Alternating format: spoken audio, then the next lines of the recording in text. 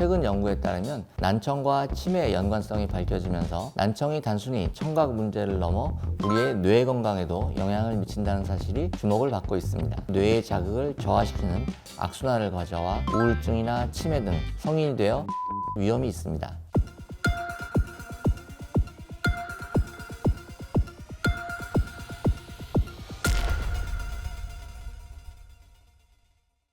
안녕하세요. 뇌를 건강하게 하자 송재준의 브레인 세라피입니다. 오늘은 현대 질병백과 신체건강편에서 많은 사람들이 겪고 있지만 잘 알려져 있지 않은 주제, 바로 난청에 대해서 이야기해 보겠습니다. 헬렌 켈러에게 기자가 물었죠. 하느님이 듣는 것과 보는 것 중에서 하루만 허락해 준다면 어떤 걸 선택하겠냐는 질문에 1초의 망설임도 없이 듣는 것이라고 말하며 소통의 중요성을 강조했습니다. 실제로 난청은 단순히 소리를 듣지 못하는 문제가 아니라 사회적 고립으로 이어질 수 있는 심각한 질환입니다. 세계보건기구에 따르면 치료가 필요한 난청 환자는 현재 4억 3천만 명에 달하며 2050년에는 7억 명으로 예상됩니다. 특히 최근 연구에 따르면 난청과 치매의 연관성이 밝혀지면서 난청이 단순히 청각 문제를 넘어 우리의 뇌 건강에도 영향을 미친다는 사실이 주목을 받고 있습니다. 오늘 이 시간에는 난청의 심각성과 그로 인해 발생될 수 있는 문제들에 대해 깊이 있게 살펴보도록 하겠습니다. 난청은 앞선 영상에서도 간단하게 소개한 적이 있는데요.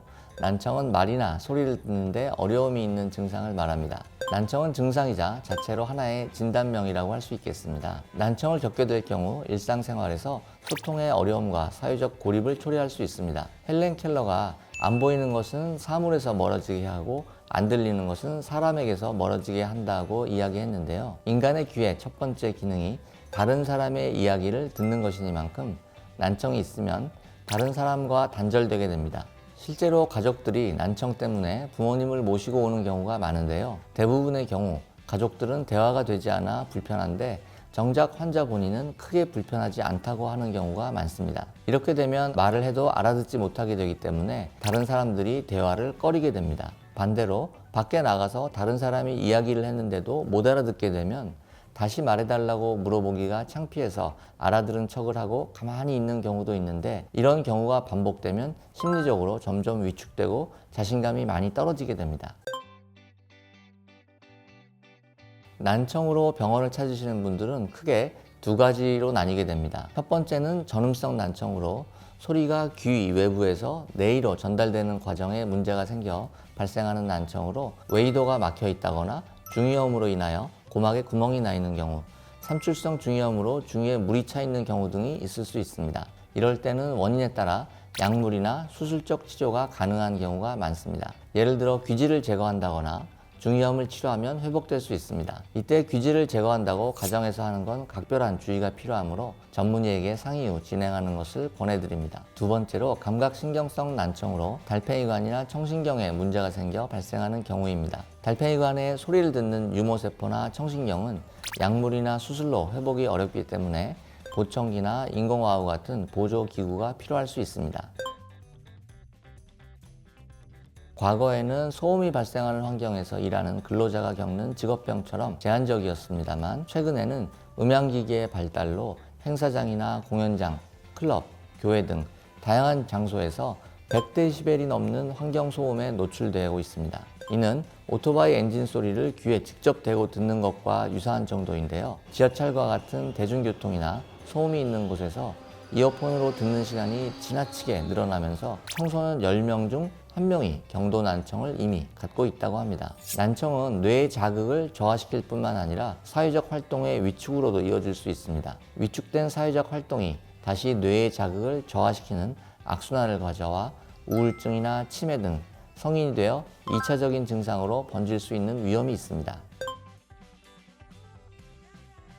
아닙니다. 보청기는 약간 이르다 싶은 시점에서 착용하는 것이 좋습니다. 많은 분들이 초반에는 보청기 사용을 꺼려 하다가 난청이 심해진 다음에야 어쩔 수 없이 보청기를 사용하시는 경우가 많은데요. 눈과 달리 우리의 귀는 새로운 소리에 적응하는데 많은 시간이 걸립니다. 안경은 대개 쓰자마자 잘 보이고 처음에는 약간 어지럽더라도 한두 시간만 지나면 금방 적응이 됩니다. 그러나 우리의 귀는 보청기가 들려주는 큰 소리에 적응을 하려면 최소 3개월 이상이 걸립니다. 그렇기 때문에 소리를 한꺼번에 올리면 많이 불편하고 조금씩 올리면서 사용자가 그 소리에 적응할 수 있도록 해야 합니다. 이러한 과정은 난청이 심할수록 더 오래 걸리고 적응이 어렵기 때문에 난청이 심하지 않을 때부터 보청기를 착용하는 것이 청각 재활의 효과가 높아집니다.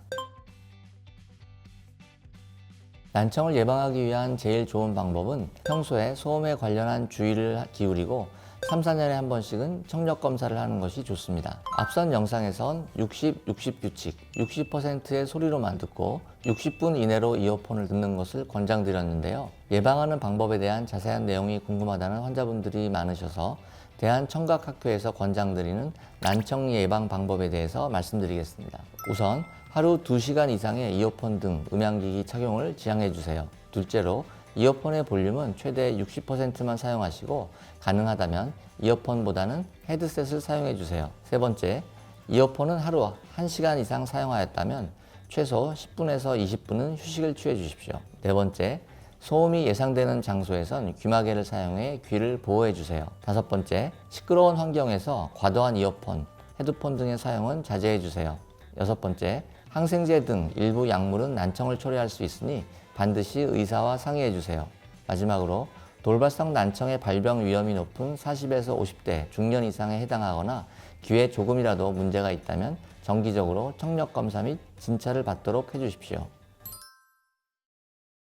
오늘은 난청에 대해서 알아보았습니다. 난청의 가장 무서운 점은 서서히 저하되는 청력에 무의식적으로 적응한다는 점 때문인데요. 문제가 생기고 나서 병원을 찾는 경우엔 골든타임이 이미 지난 경우가 많습니다. 스스로 귀 건강을 유지하는 걸 생활화하면서 대화를 할 때 말을 되물을 때가 잦은지 살펴보고 유전적 영향이 있을 수 있으므로 가족력이 있다면 청력 검사를 받아보시는 게 난청 예방에 도움을 줄 수 있습니다. 난청에 대한 올바른 이해와 예방으로 우리 귀 건강을 함께 지켜나가셨으면 좋겠습니다. 오늘 영상을 보시면서 궁금하신 점이 있으셨다면 댓글로 남겨주세요. 채널 구독과 좋아요도 꼭 남겨주시고요. 그럼 저는 다음 시간에 더 유익한 주제로 찾아오겠습니다.